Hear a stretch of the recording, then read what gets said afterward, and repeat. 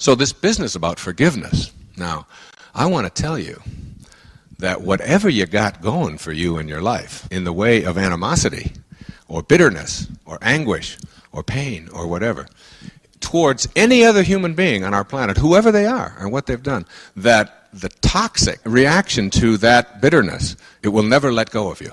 That forgiveness is like the greatest motivator, if you will, in the world.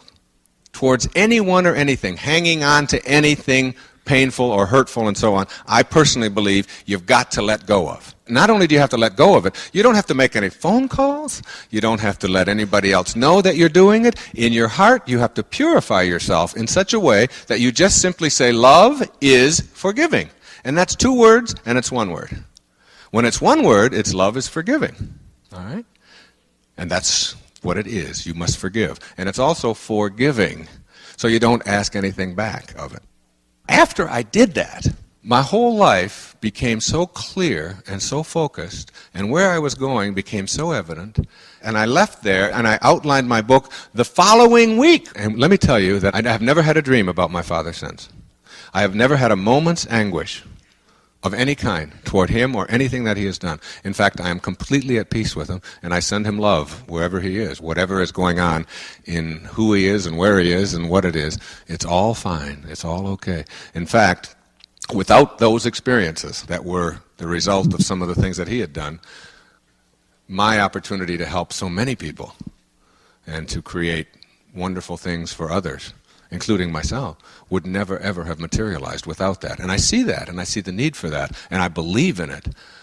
And I also want to say to you, whatever you got inside of you is not the result of what anybody else puts there. It's the result of what you decide to have inside of you. Think for a minute about an orange. And when I've given this analogy many times, you take an orange and you squeeze it as hard as you can squeeze it, just, all right? And what comes out? These are easy questions, folks. Honest, don't look puzzled. Everybody passes, all right? Nobody fails tonight. What comes out is orange juice. But the question is, why, when you squeeze an orange real hard, does orange juice come out? And the answer to that is because that's what's inside. These are really easy. They get easier. All right? Now, does it matter who squeezes? Does it matter what instrument you use? Does it matter what time of the day you do it? Does it matter how you do it? When you do it? No. When you squeeze an orange, what comes out of an orange is what's inside. When you squeeze a person and put pressure on a person of any kind, and anger and hatred and stress and tension and depression come out, it isn't because of who is doing the squeezing or when they do it or how they choose to do it. It's because that's what's inside. And if you don't have it inside, it can never come out, no matter who you're living with. No matter how tough it may seem to you. And when somebody cuts you off on the freeway, and you're mad as hell and going to get even with them, and you're going to get up in front of them and slow down and make them see what it's like, it isn't because they cut you off that you're so upset. It's because that's what you carry around inside. And when you stop carrying that around inside, nothing that anybody does can upset you. No one can make a fool of you without your consent. Eleanor Roosevelt. No one can depress you. No one can make you anxious. No one can hurt your feelings. No one can make you anything other than what you allow inside. You see, my evolution has brought me to the point of understanding that each human being on our planet must take total responsibility for his own inner development, for his own inner development. And our inner development is something that we ignore a lot as we progress through this whole ladder of life. And I think of a metaphor. The metaphor is like a candle, and the candle flame that is burning inside of you. All right? Now this candle flame, if you take a candle and walk out of here this evening and you see raindrops falling, it'll blow out your candle, and the wind will blow out your candle. There's all kinds of things that are going to happen outside of you that you have absolutely no control over to blow out your candles. Your candles are getting blown out all the time. We have an inner candle flame that must never flicker, though the worst goes before us. And that's perhaps the highest place we can get to in our lives is to understand that what our own inner developments symbolized by that candle flame must never change, must never even flicker. It is our responsibility, not only for ourselves, but for our children as well, to raise them to believe that whatever is going on inside of you is entirely up to you. You own it. It is yours. I love surly waiters when I go to a restaurant. I do. I love to go to check in at an airport and have just a bitch to deal with when I'm getting on the plane. Imagine yourself, just for a moment, just imagine yourself going through what you are about to go through and doing it like Pollyanna. Or like, somebody, I always loved it because people often call me Pollyanna. And Marianne Williamson used to always say, Pollyanna? That's the greatest role model in the world. She said she shows up in a town and everybody's nasty and ugly and mean and poor and and she leaves the town and everybody's happy and joyful and people are working so it's like imagine yourself being able to be in the presence of this bad man. As Lao Tzu says, a bad man is a good man's job, that if you thought of this as your job, as something, like you're going to turn this guy around. It doesn't mean you're going to stay with him. It doesn't mean any of those things. It just means that you are so firm and strong in your convictions and in your thoughts that you can look at him like Mother Teresa did and see Jesus Christ in another distressing disguise. And you are so free in that moment.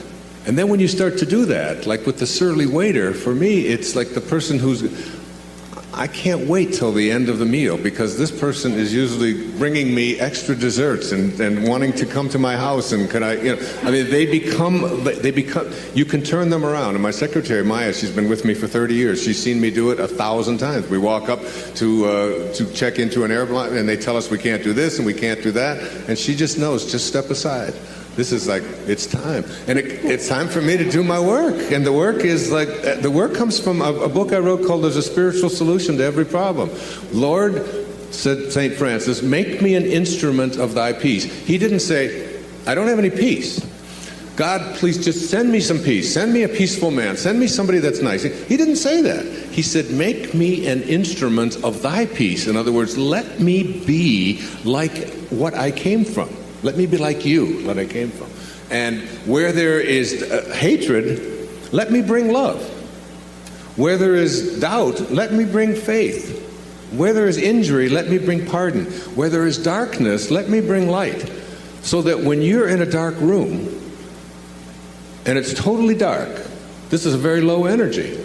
Now, when you bring light to the present, when you light a match in a dark room, you don't have to say to the darkness, you better get out of here. You're going to have to scurry because I'm about to light a candle. You don't do that. When you bring light to the presence of darkness, not only does the darkness dissolve and disappear, but the miracle is that the darkness becomes light. That's what you want to do. You want to be someone who radiates out this high spiritual energy at such a place that the great testers, like your husband, he's just a great tester. He was sent to you. My father was a great tester. He walked out on me when I was a baby. He abandoned all of us.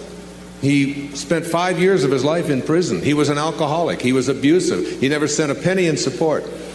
I didn't get it until I was 34 years old and went to his grave in 1974 and was able to forgive him. I feel my father's presence here right now. He was one of the most important teachers in my life, and he was a bastard by every definition. And all 5 of his wives that he abused in the same way, all of whom I researched, all said the same thing. He taught me forgiveness. And because of my ability to go to his grave in Biloxi, Mississippi on the 27th of August in 1974, I walked away from there a totally free man. I wrote Erroneous Zones in 14 days, and my whole life, everything turned around because I was able to give that hatred out of my heart. The hatred that is, and the pain that is in there. There's a Chinese proverb that says, if you're going to pursue revenge, you'd better dig 2 graves. 2 graves. One for yourself.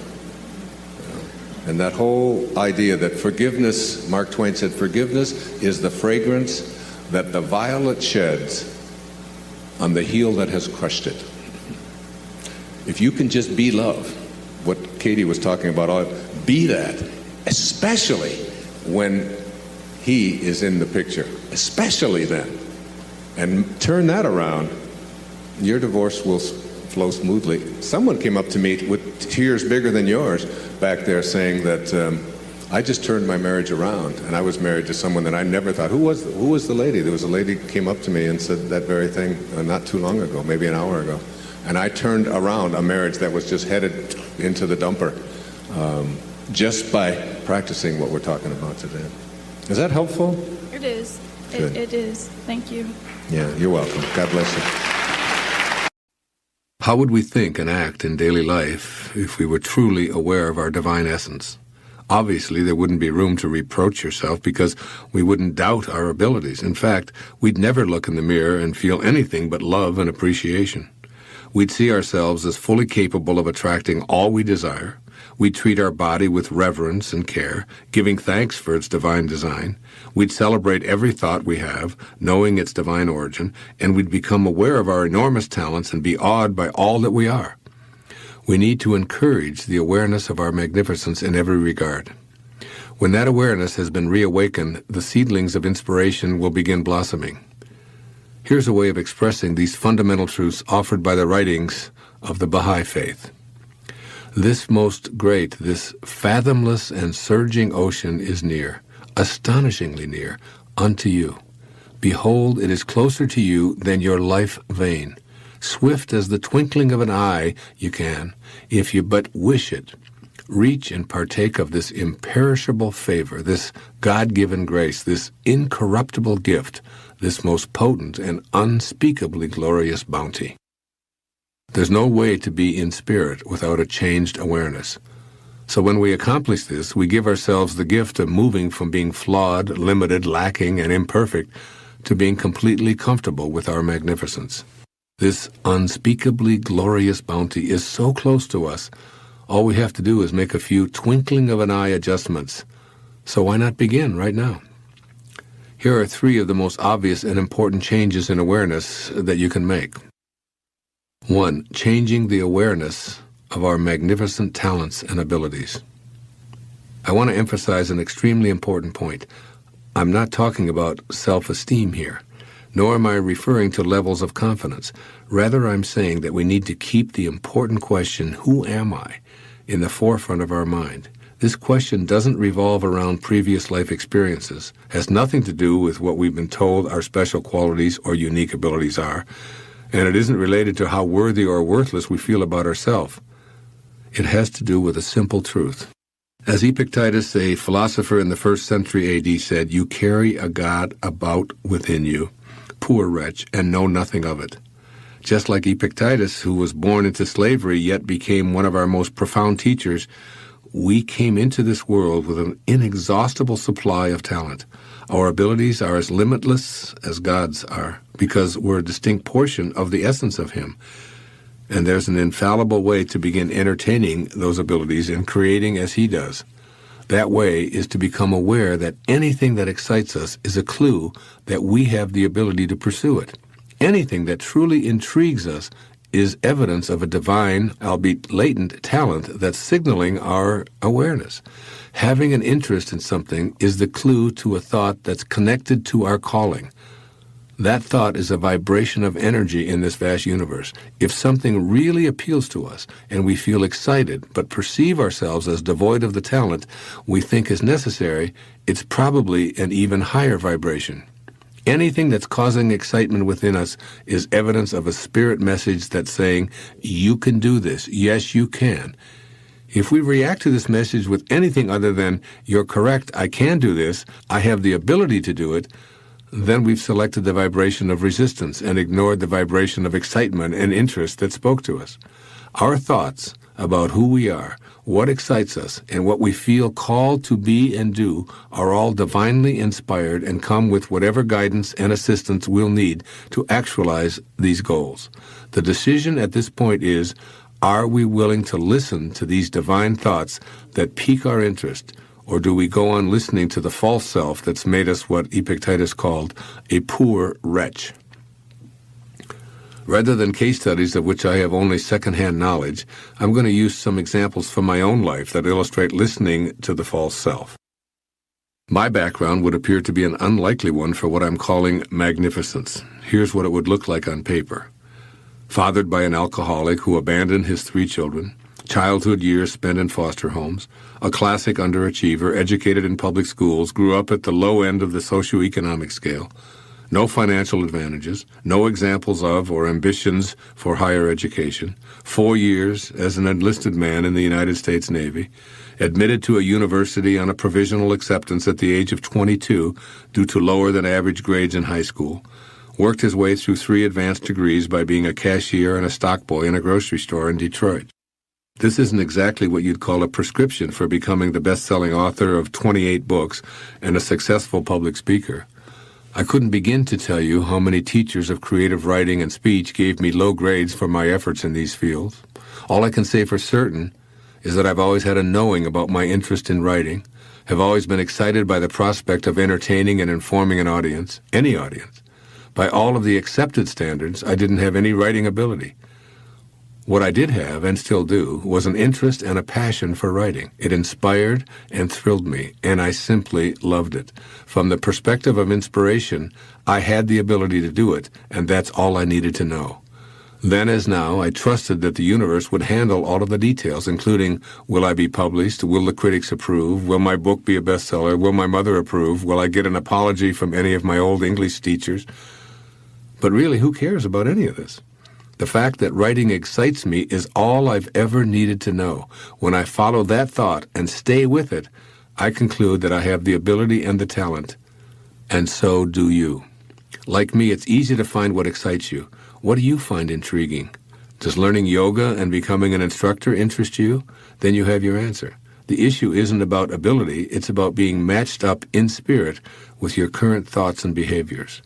Line by Albert Einstein, when he was talking to his students about trying to solve mathematical problems and equations. He said, you can't ever solve a problem with the same mind that created it.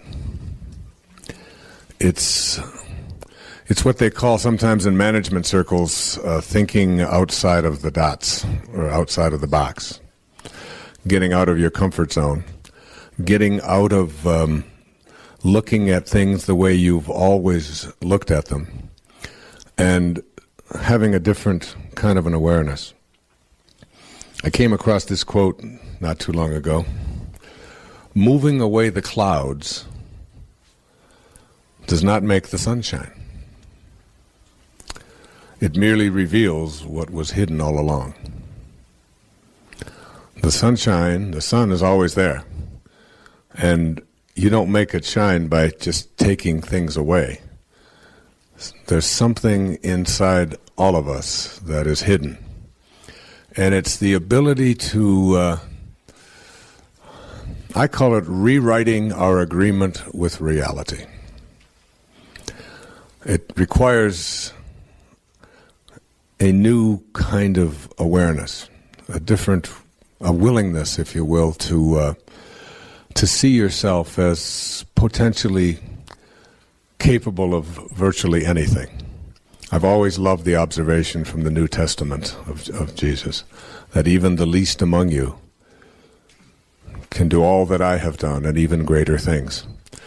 That within each and every one of us there is this ability to be healers. There's this ability to be able to manifest and attract anything into our lives that we put our attention on. There's this ability to live at such a high level of consciousness that we can transcend our bodies. My internal wiring has always been one of whatever it is that I've got in my life as a problem, that I have to take responsibility for it, but I also have the capacity to be able to change it. And not only to change around what it is that is not working for me, but also to change around what I have been attracting into my life. I think it begins with this this whole idea of being inspired. I've always liked that word, inspired, inspiration, because its origin is in spirit. And then the opposite word is being informed. And so when you're in form, in the physical world, when you're in form, you get information. You get lots of information. And this is what we call the information age, right? So there's no shortage of information. They say that on a little chip the size of your thumbnail, we can put the names and addresses of everybody in the United States and Canada on a little chip the size of your thumbnail. That's really more information, I think, than we need.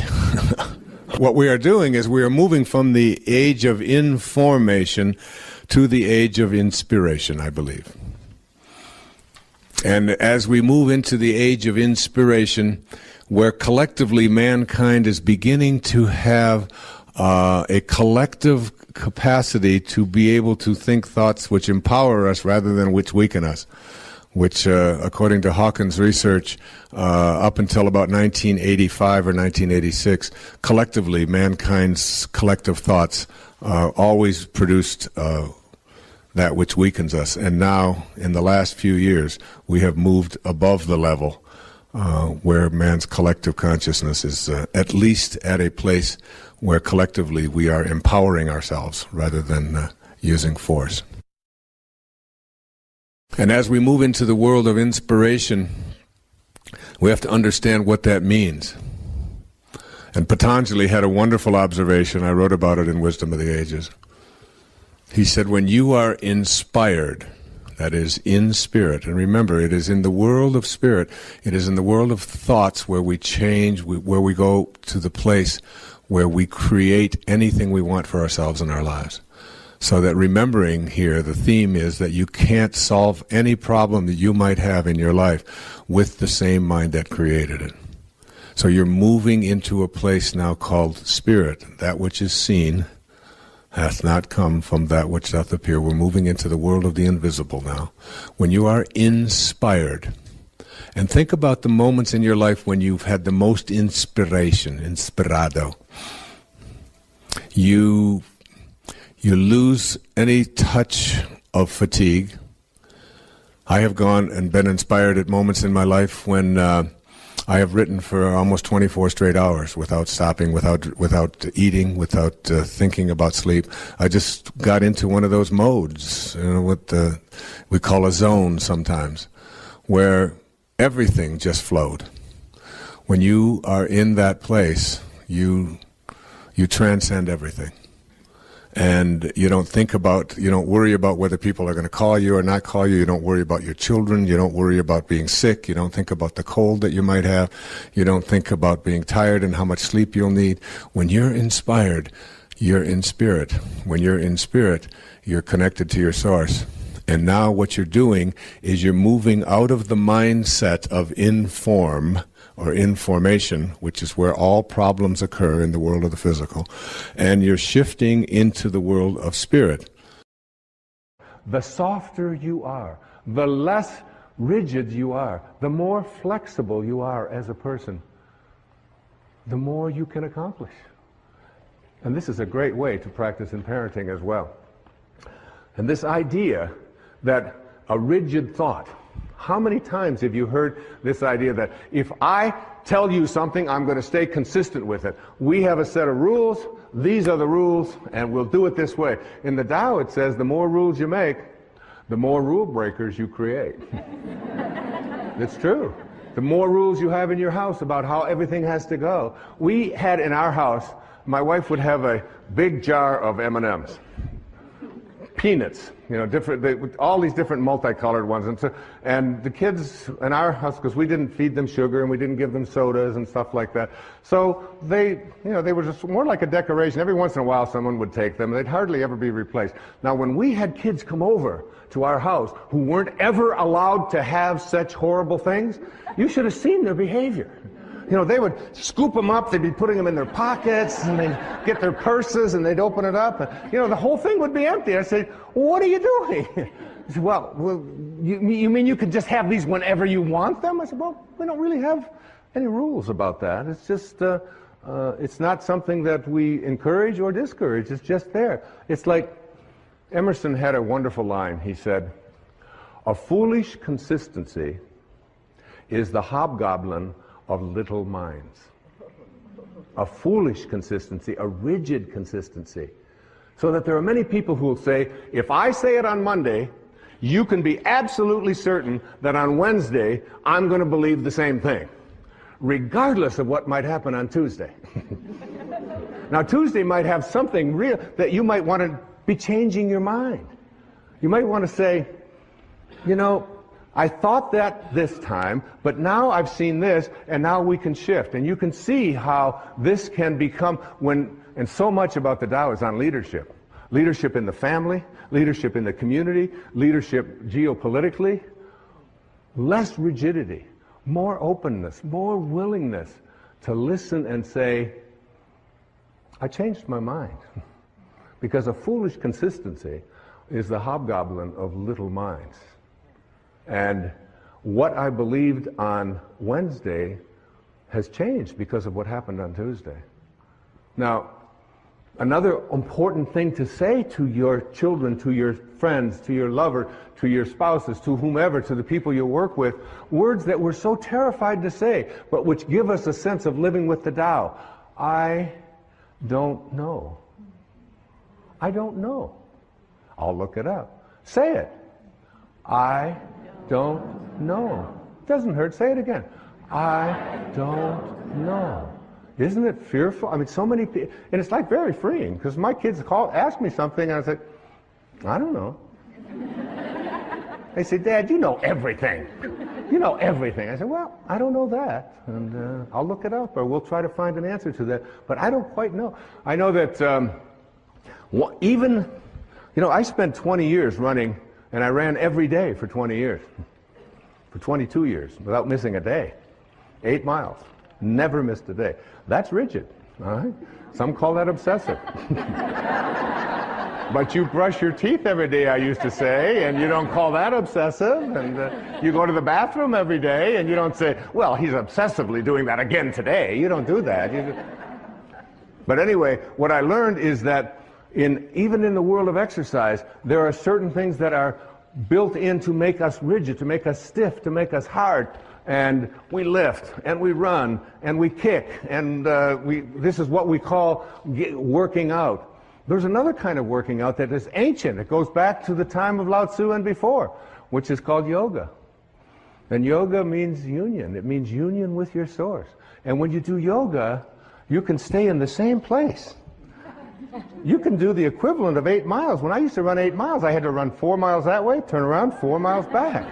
And I'd be sweating. Now I can do yoga, and I can just stand in one place. And in 90 minutes, by being supple, by making myself stretch, by not being hard and rigid, I can get that out there. I can get that leg up. I can do these kinds of things. And 90 minutes later, it's like I'm totally sweating, and I feel so different. I used to, when I would go out at night to eat or something, after running so many miles, running marathons and doing those things, I'd go to get up, and it would be, okay, it's going to take a little while, because everything was so, that doesn't happen anymore, because I've given up hard.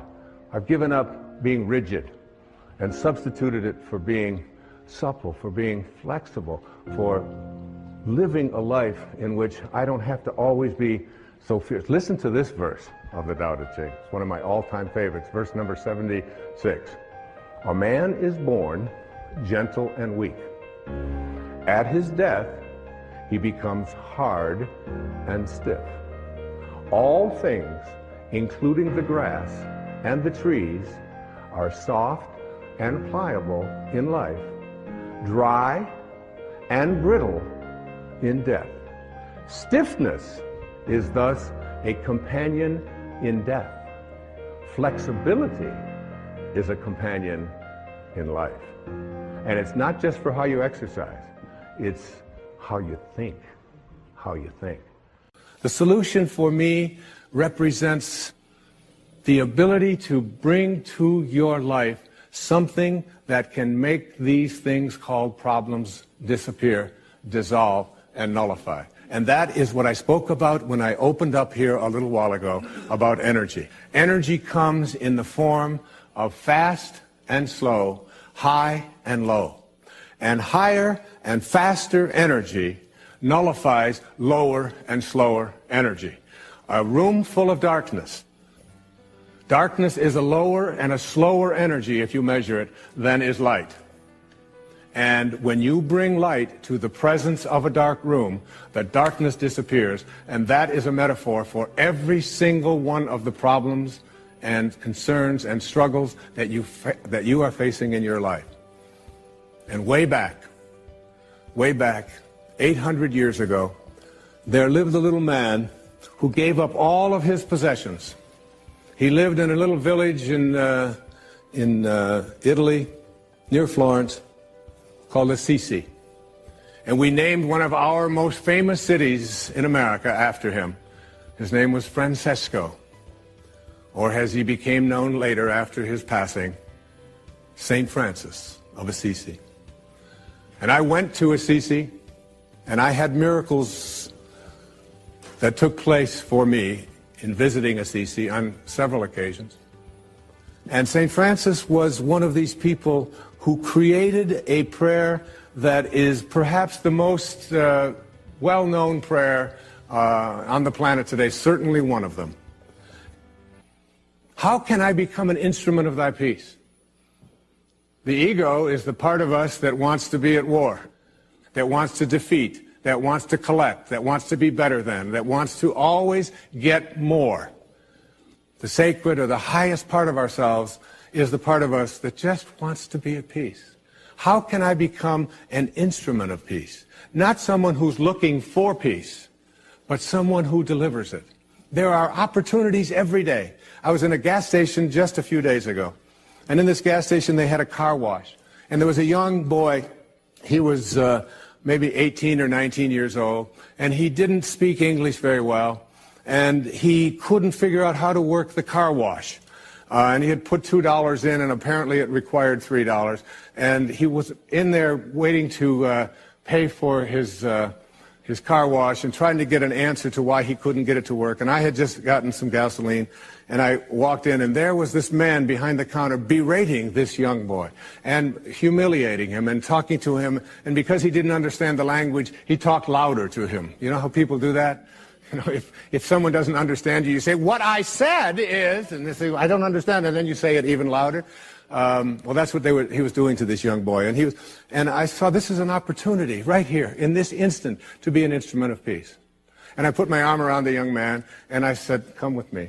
And I walked out to the machine, and I took $1, and I put it into and he walked away, and he was just so happy. One tiny little incident. These kinds of things, I suggest to you that you take this day and look for 5 occasions to be an instrument of peace. And you'll find one when you're on your way home, on the freeway. You'll find somebody who isn't going to let you get in. You find somebody who doesn't want to let you pass. And instead of giving them a hard time or being angry at them, try sending something called peace their way. There's a wonderful line that I have on the dashboard of my car. It says, "I can choose peace rather than this." And it's always a reminder that no matter how what I'm experiencing in my life, I want to be an instrument of peace. It's been said that the 3 most difficult things to do in the world are this. The first is to send love in response to hatred. The second is to defend the absent. That is, whoever's being gossiped about, you become their spokesperson. I do this with my children all the time when they're all saying this and then she said that and he said that. I'll say, "Excuse me, but who is defending the absent person here?" "Well, why should anybody defend her?" I'll say, "Well, I'll just take her position right now if you don't mind." And the third is to admit when you were wrong. And it doesn't mean necessarily to say, "I just made a mistake." It means to say, "I have been making the wrong kinds of choices in my life with my mind. I've been putting my attention on what I don't want, on what others want for me, on what the world ought to be, on what it used to be, and I can't understand why it just keeps showing up, what I don't want, what others want for me, what I despise." I have to admit, I have to rewrite my agreement with reality. And so much of what St. Francis was speaking about back in the 13th century, because he was a man who was ridiculed wherever he went. And he was just out there trying to teach people to bring the solution, spiritual solution to your problems. If hatred is existing in your world, that's an energy field. It's a lower and a slow energy than the energy of love. If you can bring love to the presence of that hatred, it will be nullified just as if you were bringing light to darkness. But for most of us, what we do when we see hatred is we respond in kind to that hatred. Whatever choice you make in every interaction you have, make the choice to be at peace, your sacred or higher self says. Whereas your ego says, oh, no. It's much more important to be right. And so we find people in relationships struggling a lot. And one of the things that they struggle about is who's right and who's wrong. Most of the fights that you have in your relationships really basically, oftentimes you forget the details.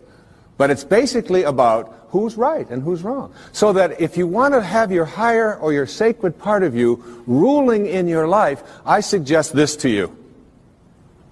Practice being kind rather than right. When you have the choice, and you have the choice in your relationships with your spouse and your ex-spouse, with your parents, with your grandparents, with your in-laws, with strangers on the freeway, with flight attendants, with waiters, with whomever you interact, if you can just subdue this ego part of you which says, it's important for me to be right, which will introduce you to stress and anxiety and fear and so much of the stuff that I talked about earlier, and instead say, how can I suspend this part of me and allow the part of me that wants to be at peace, that wants to be happy, that wants to be fulfilled. And if I said to you, I'm going to give you a magic wand, and with this magic wand, I am going to allow you to just wave it and get anything that you want. Whatever you want. You can have this, you can have this car, you can have these nice clothes over here, you can have this home, whatever it is. Or I said to you, in lieu of that, I'm going to give you another wand, and you can wave this, and for every moment for the rest of your life, you'll be at peace. Whatever comes along, you'll be able to choose peace. And basically, we know that we're only here for a very short time. And being able to choose peace, which is what the sacred part of you begs you, the higher self. Once you get that, you begin to shift away, and you stop telling yourself that the people who are close to me, in relationship with me, are the people who don't belong there. I remember my wife and I, we often talk about this, and we've been together a long time. We've had many children together, and we have a very wonderful, loving relationship. Thank you. But we'd often, and one time I said to her, or she said to me, you know, we love each other, but this doesn't sound like love. Sometimes the way we talk to each other doesn't sound like love. Let's practice with each other, being kind rather than being right. And it was transformative that when we had that walk. And doing that with your children, and doing that with a waiter. I mean, a waiter who comes to you and is like, you know, hassled and frazzled and has been busy and all of that, and your ego says, wait a minute, I'm here and I'm important, and I have a right to be served, and I have a right to be served now. That's the ego part of you. If you can suspend that and say, you know, you are a lucky man tonight. You got somebody who's dealing from his sacred self. And I understand. And you take your time, and you come to me, and you bring it at your convenience, whenever you can. I'm willing to suspend and you know what? You'll get served so fast and with such gratitude just for being kind, if you practice it. Every single one of us are in relationship, whether it's with our husbands and wives, with our ex-husbands and wives, with our children, our grandchildren, whether it's with people we drive along the freeway next to, whether it's with waiters and waitresses or baggage handlers or flight attendants or people that we are in line to get into the movie. We're all in relationships, and we interact with each other all the time.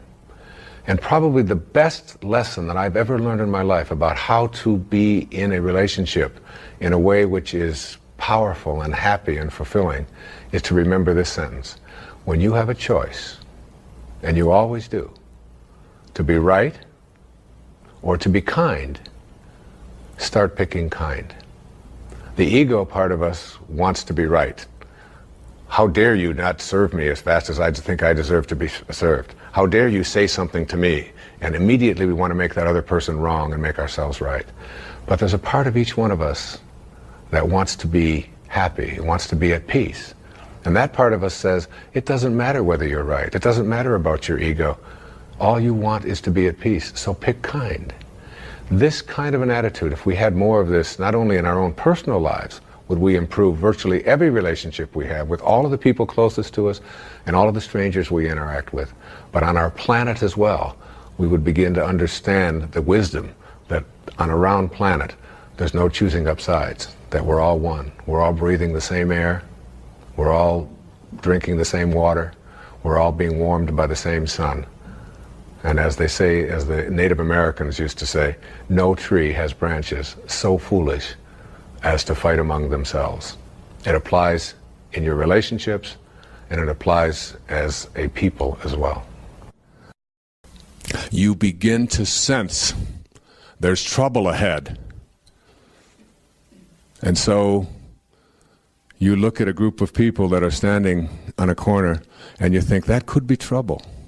And your intuition says, run around them rather than next to them. And you run and you avoid that. And something tells you when you're walking out of a parking lot, there's some intuitive sense that says, I think I should have somebody accompany me when I'm doing this. And you listen to that intuition. Sometimes it isn't there and it's not necessary. When it's there, you pay attention. You begin, synchronicity isn't any more confusing than the thought that exists between a mother and her baby. It's not any more difficult to understand than the idea of a remote control in your television set. And when we then have these synchronistic events in which we access our intuition, and what I'm suggesting is that when you reach these higher frequencies, intuition, insight, creativity, all of these things become negotiable. You can access them. You have the knowing. Because when you form a picture in your head of what you would like to attract into your life, you can begin to attract abundance and virtually anything else that you put your attention on. It's a law of the universe. Get that picture. See yourself as if you already are what you'd like to become. And every great artist, every great thinker is able to do just that. They have been able to see themselves as completing something. Do you know how difficult it is for so many people who get into a doctoral program? I think the statistics are that out of every 10 people admitted into a PhD program, 1 completes it. 9 out of 10 never complete it because they can't picture themselves writing a dissertation. The reason that I knew when I entered a doctoral program and was told that 9 out of 10 don't complete it, I already saw myself as having my doctorate. And I just knew that that was something that I had to do. And I suggest that there are people right in here, there are physicians in here, who probably entered medical school. There's a lady right here in the front who entered medical school. How many women who enter medical school complete the entire process and become medical doctors and have a practice? It's getting higher, but the statistics are against you as you enter something like that. But if you see yourself as having a practice, you see yourself as a healer, you see yourself as someone who is capable of becoming a doctor, or anything else in your life, if you see it and get that picture, and I can't tell you, I try to teach this to my children, my daughter who wants to sing, I just said, sing. See yourself as a singer. Get that picture, and no matter what comes your way, don't ever let anybody ever tell you that it won't happen. You can let them tell you, and all you have to do is use that as a way to step into the gap and then out of the gap over here into the world of spirit and bring that energy of knowing, that energy of insight, that energy of intuition. Are you listening, Jennifer?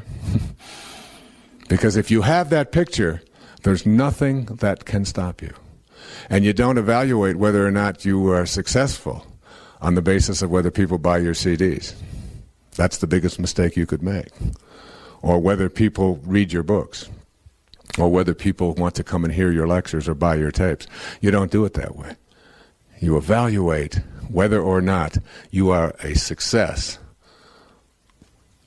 by being one of those people who's on the road that's hardly ever crowded and enjoying everything that they do because they're seeing themselves as someone who couldn't be any place else. And you no longer find enlightenment through suffering. You no longer find enlightenment through having an awareness in the moment of what it is that you need to do to learn the lesson that's happening for you right now. You are now a person who's out in front of yourself, and you see it coming. And that makes you a master who lives coincidences, not in the sense of them being accidents, but having a perfect fit. I think the most important thing that you can get out of this is to understand that you are a choice-making individual, and that all of the conditions that you find yourself in your life, all of the circumstances of your life, all of the emotional reactions that you have to all of the people and all of the things and events and so on that take place in your life are really choices. And that's a very difficult thing for a lot of people to get, because they're raised to believe that I can't help the way I feel. I have a right to be miserable when somebody treats me in a certain way. I can't help it. I've always been that way. It's just my nature. It's just the kind of person that I am. This waiter was directly from Italy and was serving this wonderful pasta and all of these things. And he was a madman. He was a maniac. Every customer was getting him all upset. He would talk to the other head waiters and running back and forth and getting himself all worked up. Finally, I said, come on over here. Said, what are you doing this for? I do this all the time. You do therapy wherever you go, right? I said, what are you taking this so serious? All you're doing is serving spaghetti. It's no big deal. I said to him, you know, before you're 50 years old, you're going to have a heart attack. Guarantee it, if you continue to behave that way every day. He said, look, what do you expect from me? I'm Italian. So, well, that explains it. I mean, his rationale for his behavior was, I can't do anything about it, I inherited it. You know, I just got deficient anger genes. I mean, I've heard kids say that, you know, when they're failing math. I can't help it. My father was lousy at math, my grandfather was lousy. I inherited, you know, deficient math genes. It's just not my fault. I can't do anything about it. The fact is that anything that goes on inside of you that is immobilizing, that gets in your way, that keeps you from functioning in the ways that you would like to function, that stops you from reaching your goals, whatever they may be in your life, anything inside, you choose. It's yours. You own it all. And if you don't like anything about yourself, anything, are you shy? Are you nervous? Are you afraid? Are you somebody who can't handle getting up in front of groups because it scares you? Are you someone who gets angry too much? Do you find yourself being manipulated and controlled by other people too often? Are you afraid to stand up for what you believe? Are you a terrible cook? Are you lousy at tennis? You haven't got a backhand? Whatever it may be, it doesn't make any difference. You are the sum total of the choices that you make in your life. If you don't buy that, if you buy into another system, which a lot of psychologists will teach you, which is, it's in your unconscious. You can't help it. After all, you're a middle child. What do you expect from a middle child? You know, certainly can't have any identity of your own. Or maybe you're an only child. Oh, God. Maybe you're the youngest of 12. You had 11 parents, you know, all your life. Somebody telling you what to do from the time you, or maybe you were the oldest and you had to be a parent for 9 others, or whatever. You can use any excuse that you want, or you can just say, the devil made me do it, or it's God's fault.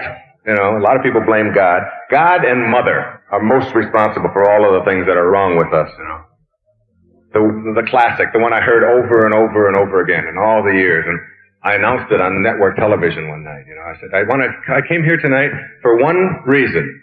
I want to tell everybody in America that your mother liked your sister better. I heard it every day for 20 years. It must be true. I can't do it. My mother liked my sister better. No wonder I get it. She was the one that got all the attention. I didn't get anything. Her pictures and all the photographs. Nothing for me. I know some of you don't have a sister and you think, well, then that's not the reason. She wanted one. Really. And she would have liked her better. I guarantee it. It's taking responsibility for everything that goes on in your life, which is what Wayne Dyer is about, if you really want to take it home to anybody else. No blame is allowed for anything that goes on in your life. Virtually everything in your life boils down to what kinds of attitudes, what kinds of beliefs do you have about any given situation. You try to set your expectations in such a way so that you understand that your life is nothing more than a series of choices.